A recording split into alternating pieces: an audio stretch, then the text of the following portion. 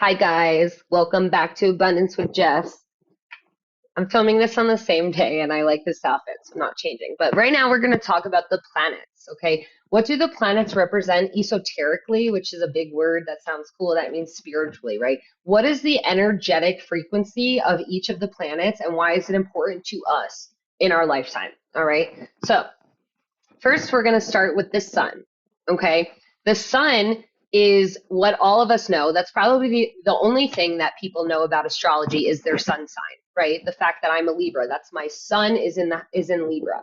Okay. But what it represents astrologically, the part of me that it describes is the part of me that is my personality, right? My essential nature, like my self-expression, my vitality. How do I achieve things, right? Like how do I come off to the world? Okay, so that's what the sun tells us about ourselves.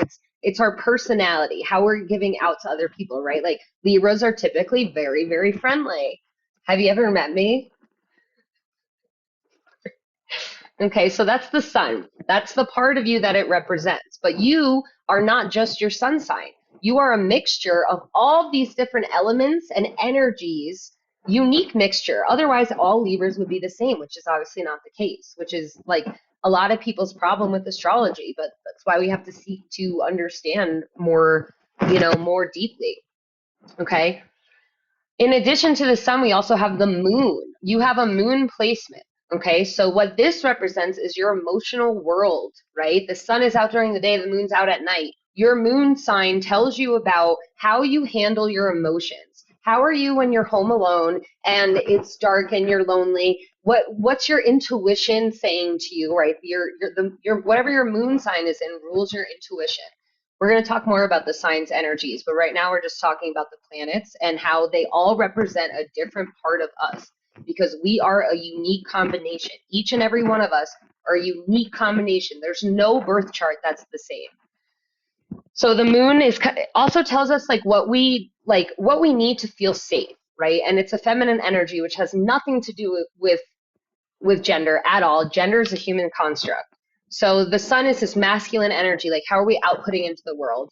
And the moon is an emotional energy, like how do I feel when I'm alone? Like what do I need to take care of myself? What does my intuition say? Okay, but then we also, right, there's a lot of planets. We also have Mercury, which Mercury in astrology is the planet of communication, how we think. So you could be a Libra like me, but you could have your Mercury in Capricorn and you would be a very different Libra than me. Okay. So Mercury tells us about our intellect, our logic, our reasoning. How do you thirst for knowledge? Because there are some signs and some elements that have a more thirsty mind. They just could just take on all this stuff, right? So Mercury tells us that, like, what is your mind thinking? How is it? Are you quick-witted? Are you opinionated? That is Mercury's placement. All right. That is the esoteric energy, the part of you that Mercury can speak to. Now we have Venus. Okay. Venus is the planet of love, right? How do you love? What do you love? Like what makes you excited? It's also about money and self-worth and beauty and harmony. So whatever placement your Venus is in can tell you a lot about yourself in regards to those areas of your life. Okay? A way that I learned in astrology school about Venus is like if we went to a mall together, you'd be able to see what someone's Venus placement was based on the stores they choose. Like I have a Venus in Libra, I'm going to a crystal store. If you have a Venus in Capricorn, maybe you're going to Staples or something. It's all different. But the point is that Venus talks to us about our emotional attachments, how we love, how we see beauty. Okay, so that's Venus. Now we have this other planet, Mars, who, if Venus is feminine, right, this loving, like energy, Mars is the masculine energy, all right? Mars is an interesting planet because in astrology, the gift for it, it looks like it has a dick sticking out of it, which is so funny. That's how I remembered that it's like our masculine energy. But this like is our action. Like, how do we get things done? How do we initiate? Some people are better at initiating than others. Like you may get hints about this part of you if you look at your Mars sign. It also deals with anger. right? So if you have a Mars in a fire sign like Leo, Sagittarius, or Aries, like you might be a little like, scary when you're angry. And or you could have your Mars in Cancer like me and not know how to deal with your anger because you just want to be sweet and take care of everyone, which is also its own journey and healing thing. So Mars is about energy, right? That part of us, how do we our expenditure of energy? Like how do we, and it's a warrior, right? Mars is a warrior. It's a part of us that needs to fight sometimes. And how do we do that? How do we do that? So that's what Mars, the part of us Mars tells us about ourselves. Next up, Jupiter. Jupiter is my favorite planet.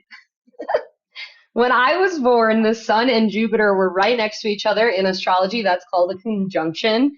And that's my favorite thing about my birth chart. It's the reason why I am the way I am. It's the reason why I'm abundant and expansive. I literally got it tattooed on me because of how much I love Jupiter. But it's the planet of pleasure, right? Pleasure and fun. What do you find fun, right? And it's very expansive. Like it wants you to go big. It wants you to travel. Like, how do you seek insight? How optimistic are you? Right? It's like literally, you know how many people I've experienced in my life before I knew this about myself who like had an issue with my optimism. And then learning that Jupiter is right next to my sun, I'm allowed to be optimistic. I'm supposed to be that way. It's a permission slip, right? Like I don't have to ever fall into someone else's category of what, is acceptable. And again, that's just one way in which astrology presents us empowerment and understanding. So you should find out your Jupiter sign because Jupiter is a great planet to work with when you need help, when you need optimism, when you need hope, right? It can be quite overindulgent as well. There's always like a low road and a high road energy that the planets are offering us. It's always like a balance of, but that's why you have to get to know that part of you so that you can be aware and have that balance within you. Okay. Saturn. In my astrology school, Saturn was taught as the most important planet. And I love Saturn because it's like the planet that doesn't let you stray off course for too long, right? It's all about discipline and your life lesson.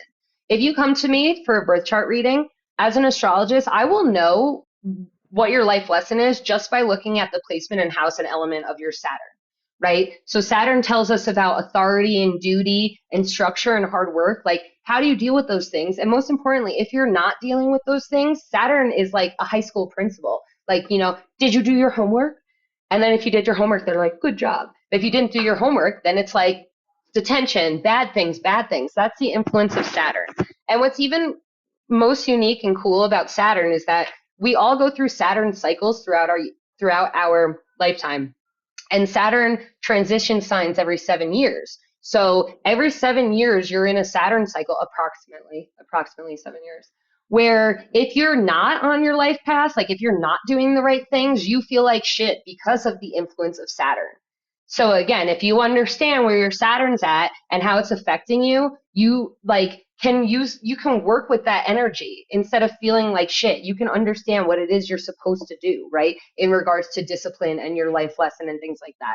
My Saturn's in Aquarius. I'm supposed to be weird and not fit in. Blessings. We got a few more planets, guys. Right now we're going to talk about Uranus. It helps me remember what Uranus. I'm going to keep saying Uranus because it makes me smile. Uranus. Anyway, Uranus was founded during the time of the American Revolution, which I think is not a coincidence again. In all my videos, you'll see I do not believe in coincidences. Like life is too magical to just believe that shit is not connected, right? So during the American Revolution, you could imagine all the like throwing tea into the river and shit. They're like, we're not listening to your rules. We're rebelling. We're being, we're doing things for ourselves. We want to look forward and change shit. We're unpredictable. Like you didn't know we were going to get rid of all your goods into the river, That's when they founded Uranus during that time. But that is the energy of Uranus. It's rebellion, right? It's freedom, unpredictability. Like how do you like stand up for your soul in a way that doesn't fit in? And why wouldn't you?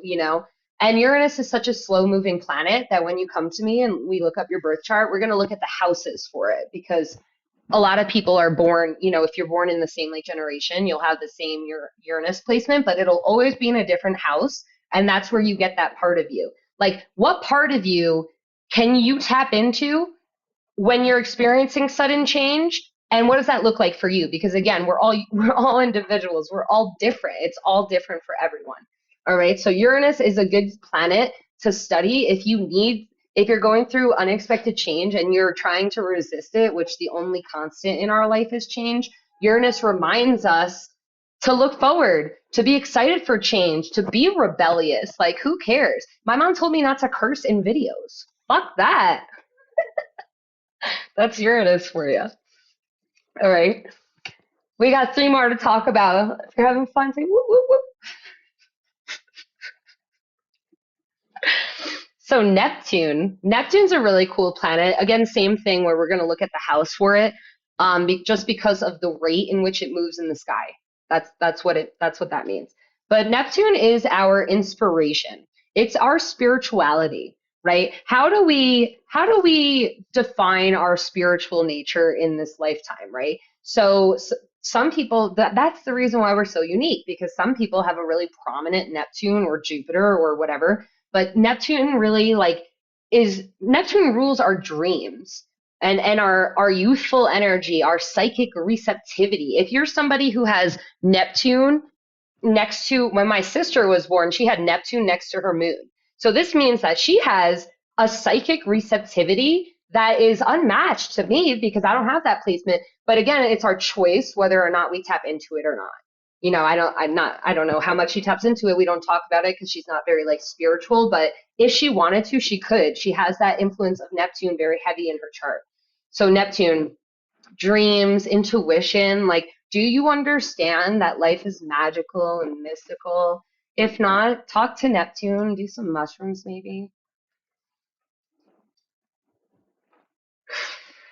The last planet I want to talk about is Pluto. It's so funny because I once did a birth chart reading for a dude, and he was like, Pluto's not a planet anymore.